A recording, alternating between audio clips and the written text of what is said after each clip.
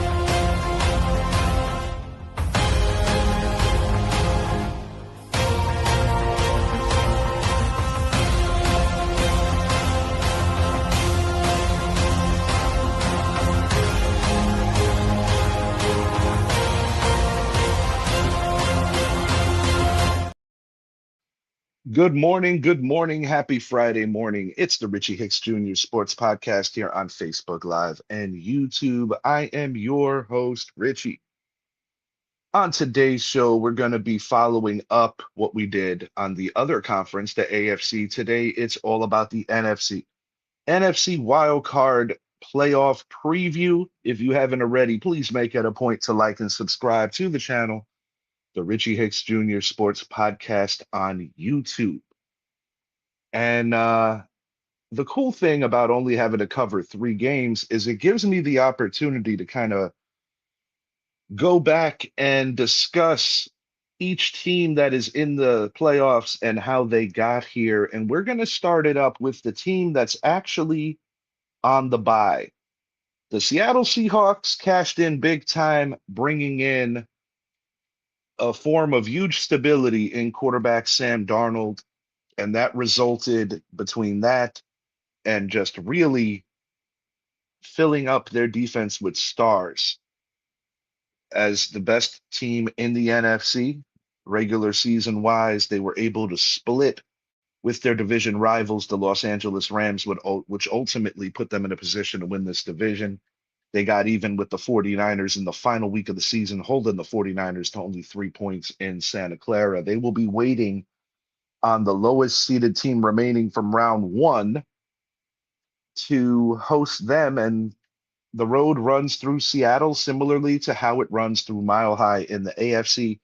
Perhaps a Super Bowl rematch. The last time those two organizations played each other in the Super Bowl, it was Russell Wilson against Peyton Manning. It was in MetLife Stadium. It was truly the coldest Super Bowl ever.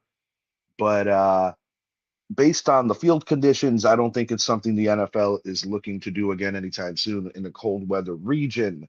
Daniel Nunez, welcome to the show. My picks are as follows. Wild card, Pats, Steelers, Bills, NFC. Wild card, Eagles, Packers, Panthers. All right, we're going to hit on it in a few. Speaking of your team, Philadelphia Eagles, it's been a weird season. Saquon Barkley, a year removed from being Mr. 2K, Mr. Everything for that organization, culminating in the team's second Super Bowl. They prevented a dynasty from three-peating. That would be the Kansas City Chiefs. And after that game, the Chiefs gradually just fell apart via injury, via age, via miles, via a lot of things. As the Eagles go, it's been a trying season. They were able to win 11 games this year, but the dynamic offense that they had under Kellen Moore has not been the same this particular season. And Jalen Hurts' numbers have taken a hit. Saquon Barkley's numbers have taken a hit. But one thing that this team did very well this year was play stout defense and have the ability to win the tough, ugly games. And that's a big reason why the Eagles won 11 games. That's a big reason why the Eagles are in a position to have at least one home game this year, possibly two, depending on what happens in the Bears game. Speaking of those Bears, Ben Johnson, most definitely coach of the year candidate as he formerly ran the Lions offense. And you could see with his departure, the Lions did indeed struggle this year to make the playoffs. They did not heavy favorites to be a Super Bowl contender. They ended up not making the playoffs at all. Um, the emergence of Caleb Williams, year two quarterback at USC, big reason why the Chicago Bears are where they are. And they host their forever rivals, the Green Bay Packers, a team they split with in the regular season. Both games very similar to each other, ending in a one-score separation between both teams. In game one, Green Bay picked off Williams late in Lambeau. Game two in Soldier Field, Williams hit a streaking DJ Moore for an overtime touchdown. Both games have been action-packed. I expect something similar in this third game. San Francisco 49ers, a team that's played in multiple Super Bowls over the last few years, coming up short twice to the Kansas City Chiefs. They're taking their show to Philadelphia. They were in a position to be the 1 seed last week, but injuries have definitely prevented the Niners from probably having home field, probably being the best team in this conference. And they did it in a lot of ways. You know, Mac Jones, the embattled former New England Patriot quarterback, in a position to start for a decent chunk of the year when Brock Purdy was on the mend. And Mac Jones did more than great, more than adequate. And he's a huge reason why the San Francisco 49ers are where they are. Of course, losing superstar pass rusher Nick Bosa really hurt their cause. Brandon Ayuk, who's probably not going to be a 49er next year in some metrics, viewed as a person who quit on his team. They've been waiting for the emergence of Ricky Pearsall as he has battled injury after injury. And this is another team, between the issues on the defense, issues on the offensive line, that has overcome quite a bit. Now, we're not for some of these younger coaches. I think Kyle Shanahan would be the coach of the year. Maybe he will be. Christian McCaffrey, all-world running back, having a year for the ages, and actually was the highest scoring fantasy player, which is super rare for a running back to outdo all the quarterbacks, considering the way the NFL rules are. But when you consider the kind of threat that McCaffrey is in the receiving game as well as in the running game, he is a universal weapon. And he even has the ability to throw the ball. He's done it in the past. He had a game where he threw for one, ran for one, and caught one. The guy is just a phenomenal presence, a phenomenal athlete, and he's going to need to be at his best to have a chance to upset the Eagles and Lincoln Financial Field. Last but not least, Carolina Panthers, definitely a surprise this year, as Bryce Young, in some metrics, playfully, I feel that he and his draft mate CJ Stroud kind of switched positions at certain points in the year. But Rico Dowdell finding a home with Carolina veteran Chuba Hubbard, who goes back to even sharing time behind Christian McCaffrey in that backfield. They have done well. Tet McMillan, another guy stepping up big for that organization. Their kicker has a flair for the dramatic. And Carolina has been up and down, but they did enough to win the South, albeit losing to the Buccaneers in the final week of the season. They got the necessary help they needed to ensure that they won the division, busting up Tampa's streak of winning that division since 21. Oddly enough, last time Tampa won the Super Bowl, they were a wild card. Carolina gets a home game despite their 8-9 record. As the Rams go, in some people's estimations, they might be the toughest wild card team of them all. For a good chunk and a good portion of the year, they were the best team record-wise in the NFC. Poor play down the stretch and the absence of Devontae Adams down the stretch definitely hurt their chances for being the number one team in the NFC, but still a very capable team. This is a team that has veteran Matthew Stafford, the former Super Bowl winner, trying to double up, win another Lombardi. The combination of Puka Nacua and Adams has been terrific. Probably the best 1-2 wide receiver punch in the league this year. Kyron Williams out of Notre Dame sharing the backfield with Blake Corum out of Michigan. And a ferocious front seven has the Rams in a position to possibly hoist another Lombardi. Let's not forget that the game against Seattle in Seattle, the Rams had a substantial lead before the Seahawks made an improbable comeback. A lot of people feel that if those two teams cross paths, the winner of that game will be in the Super Bowl. My preseason prediction coming into the year was Packers Rams in the NFC. I'm kind of diverting from that a little bit as the Green Bay Packers, of course, losing Micah Parsons. That is huge for them. But we're going to start this up in Carolina. My co-host backyard, Idris Salam. Los Angeles Rams at 12-5, taking on the 8-9 Panthers. This is a game earlier in the year where I feel the Panthers played their absolute best game of the year.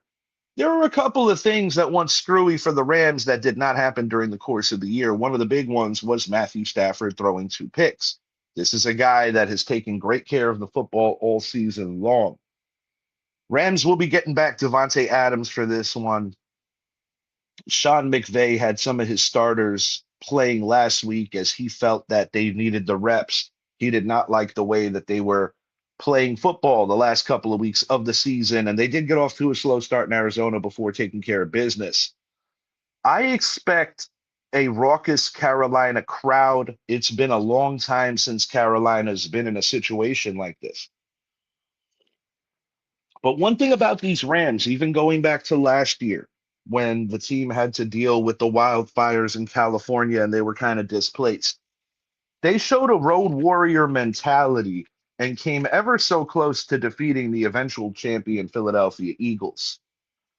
I believe a false start on the Rams on that final drive is what truly turned the game around because the Eagles desperately needed some fresh lungs on the field, and ultimately they were able to stave off that final Rams drive. I think this Rams team has been focused on that moment, and if that moment presents itself again, I think this Rams team is just too ultra talented, and I don't think Carolina has the answers for either Puka Nacua or Devontae Adams. I expect Matthew Stafford to play a much cleaner game than he did in game 1. Give me the Los Angeles Rams by a convincing score of 34-20 on the road, evening up the season with the Carolina Panthers head to head and moving along as a very strong wild card. Daniel Nunez does not agree. He's got Carolina 28, Los Angeles 24. I mean, it's possible. You know, in these playoffs over the years, you see some of these really wacky wild card games. Can Carolina be that Cinderella team? Part of the reason why I don't feel all that great about Carolina is because this is a team that just got done losing to a Bucks team that was most definitely slumping down the stretch. Carolina has had a very strange season. They've shown up for certain games, like beating the Packers in Lambeau, beating the Cowboys on a last-second field goal. A couple of games that really stand out.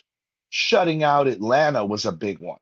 And of course, beating the Rams, which I already said was their best game they played all year. I don't see history repeating itself here. I think the Rams are a legitimate, bona fide Super Bowl contender. And I think Carolina gets a kudos for a good season, but they will be packing it up after this one. Speaking of packing, Papa's Packers, my late father, Richard Hicks Sr.'s favorite team, the Green Bay Packers at 9-7-1, traveling to Chicago to take on the 11-6 NFC North champion Chicago Bears. It's been a hot minute since the Bears have won this division. Both games, you're talking about a matter of a couple of plays that could have swung it either way. In the second game, Josh Jacobs coughs up the football inside the red zone going in for a score. That's probably what opened the door up for the Chicago Bears to ultimately win that game. I'm expecting to see the best of Matt LaFleur in a game like this. This is a guy that I think, unfortunately, gets way overlooked on how good he is. And there's even been some chatter that if Green Bay should lose in round 1, Matt LaFleur could be looking for a new employer. I think that would be foolish on the Packers' part. This is a guy that handled the final runs of Aaron Rodgers in that Green Bay saga rather well. I think he's a guy that has Jordan Love as one of the better consistent starters. There is room for improvement. I still think Jordan Love has had a bad propensity for sometimes throwing a bad interception or just making really silly decisions at the worst possible times. But this Green Bay team is ultra talented, even without Micah Parsons, who they traded for right before the season. I love what former New York Giants man Xavier McKinney has done here. This is a Packer team that is more than capable, and it's rather interesting that they just picked up Trayvon Diggs, the former Cowboy standout, who's coming off a very forgettable season. Definitely a guy that needed a change of scenery. As the Bears go, this is a team that low key has really played some seriously good defense at different points. This is also a team that has had the propensity for getting into some shootouts. So I don't consider the defense an elite unit. However, I consider them a talented one. The biggest standout to me on this Bears team has been the ascension of Caleb Williams. Caleb Williams is a guy that in year one, some people were even suggesting that he could be a potential bust as the number 2 pick in last year's draft. Jaden Daniels ultimately won Offensive Player of the Year. Year 2, how quickly things change. Jaden Daniels injury marred, where Caleb Williams has been nothing but sturdy and consistent for the Bears. Two-headed monster potentially in DeAndre Swift as well as Kyle Monagai out of Rutgers. I think this is the game that has the ability to potentially be the game of the week. I expect both these offenses to get into their groove, to be free flowing. I don't see a defensive struggle here. I feel it's going to be quite the opposite, where I think Williams and Love get into a bit of a shootout. I do trust the Bears kicker a little more than the Packers kicker, but in this particular game, I trust Matt LaFleur, who's been around these NFC North wars just a hair more than I do with Ben Johnson.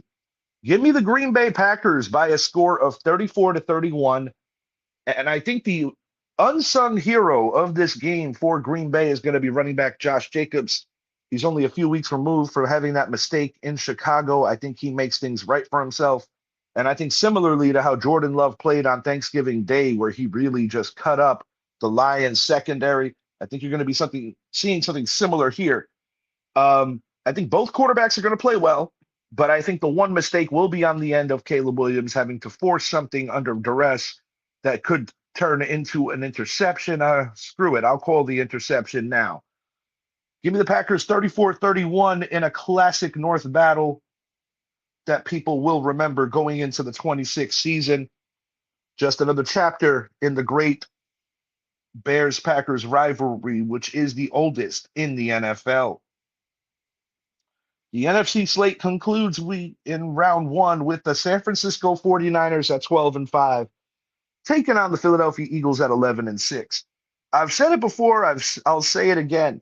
While I think Kyle Shanahan deserves strong consideration for Coach of the Year, I think that for an Eagles team that has been struggling all year and Petula just hasn't been able to get that same kind of offensive fluidity as previous offensive coordinators in Philly have done, this is the perfect matchup for the Eagles to get right on offense.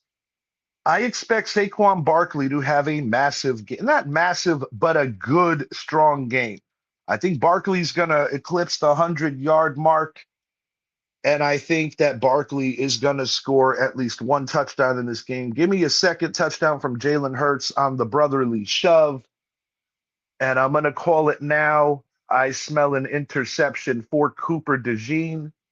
I think the Eagles drew the most favorable matchup of anyone in the NFC for round 1, given the 49ers injuries. And these teams do have a decent amount of history over the course of the last few years.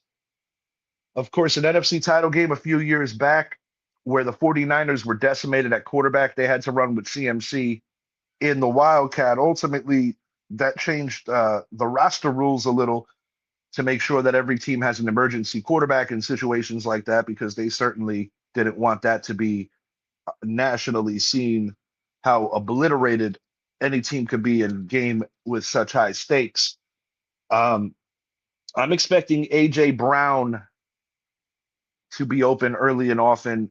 I think Goddard's going to eat. I think Smith is going to eat. And I think the Eagles are going to have a lot of fun in this game. It might be the only playoff game the Eagles win, but it's going to be one that they remember.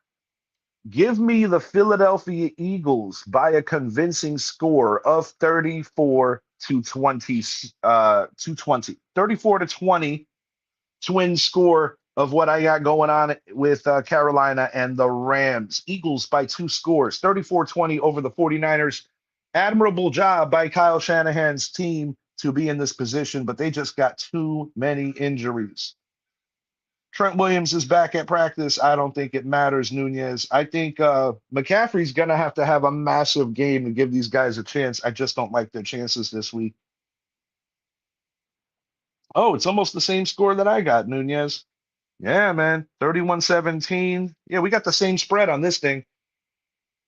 Now, looking ahead here, guys, if the Green Bay Packers win this game, the game I just got done covering, they would head to Seattle, and that would have a rematch of last year's divisional round with the Eagles and Rams in Lincoln Financial Field again. The way I potentially see that going is the NFC title game is going to be a matchup of two West rivals, with the Rams visiting Seattle for the rights to represent this conference in the Super Bowl. I just don't think the Packers have enough to deal with the Seattle Seahawks, but I think the team that has the best chance to beat the Seahawks are the Rams, given the familiarity and given the closeness of their previous games. But, although the Eagles have had an ugly season in terms of productivity on offense, the only stat that matters is winning, and the Eagles have been able to weather a couple of storms this year, whether it be a later losing streak in the year or the one that they suffered early when they got beaten back-to-back weeks by the Denver Broncos and one true blowout loss in MetLife Stadium to the Giants. The Eagles have answered the bell when they've had to recover from tough moments of adversity. And like it or not, that is what champions do. And like it or not, the Eagles, until they get beat, are the defending Super Bowl champions. So they still deserve that respect. Get in the comments, guys. Let me know what you think about my breakdown of the NFC wild card round. If you haven't already, check out what we did yesterday morning, Idris and I, on the AFC end. Football is very exciting right now, and I expect a really interesting and fun wild card weekend. And I must admit, the only two teams in this conference that I would like to see come out of it are either Chicago or Green Bay. My father, rest his soul, was a diehard Packer fan. His father, my grandfather, was a Bear fan. My grandfather's Chicago roots were more stem from his time in the military, so he also loved the Chicago Cubs. Whereas my father, it was a lot more simple. He just fell in love with the Packers uniforms at the youngest of ages. My father, during the years, tried to convert me to being a Packer fan. The best he could do was making me a Packer sympathizer, as only 2 letters is what led me down the path of being a New York Giants fan, and those 2 letters are LT, the great Lawrence Taylor. I caught the tail end of his career, as well as Mark Bavaro, Phil Simms, Carl Banks, some of the core guys that I fell in love with as players watching the New York Giants in the 90s season. And I am hoping, truly hoping that we figure it out at head coach, but I hope we don't waste too much time on one candidate and lose out on others. That's always a risk when you're real hot for one. As with the Mike McDaniel firing, a lot of people feel that Jim Harbaugh might be leaning towards Miami. You're going to hear a lot of conflicting reports. So we'll see how that all plays out.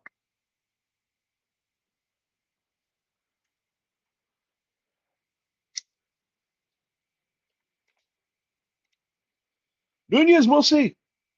The first matchup in Los Angeles, the Rams outplayed the Eagles. It came down to special teams blunders. And special teams matter. But I certainly think the Rams are more than capable of standing up to the Eagles, and we'll see. And law of averages says the Rams are due to beat the Eagles. So we'll see if that game comes to fruition, how it plays out. But according to you, the Rams aren't beating the Panthers. So we'll see how it plays. Nunez, as always, thank you for your contribution. Thank you for commenting. Thank you for giving me your opinions. Nunez, most definitely share this show on your socials. I'm sure Idris is going to cut up a couple of shorts on this. Definitely check out our shorts, guys. We put out quite a few of them from old episodes as well as yesterday's AFC wild card picks.